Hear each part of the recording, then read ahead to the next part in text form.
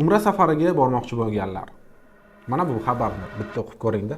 Hozirgi kunda eng ko'p uchrayotgan muammolardan biri karta raqamlariga pul jo'natmalari.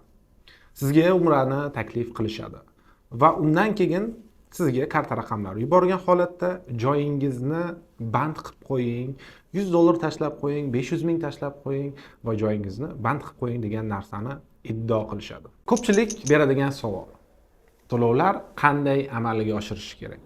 Hozirgi kunda O'zbekiston Respublikasining Din ishlar qo'mitasi tomonidan berilgan shartnoma asosida to'lovlaringizni bank orqali amalga oshirishingiz kerak bo'ladi.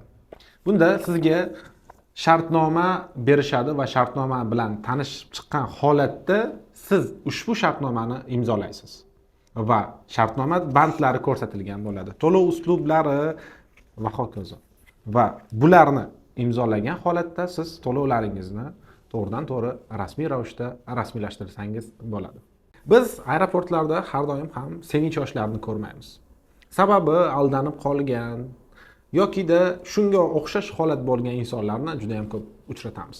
Aynan siz ota-onangizga ishonchli bo'lgan firmalarni tanlashingizni tavsiya qilamiz. Sababi aeroportdan orqaga qaytib kelish juda ham qiyin bo'ladi. Bu video manfaatli, reklama emas. Centrum Holidays bilansiz, Umra markazidasiz.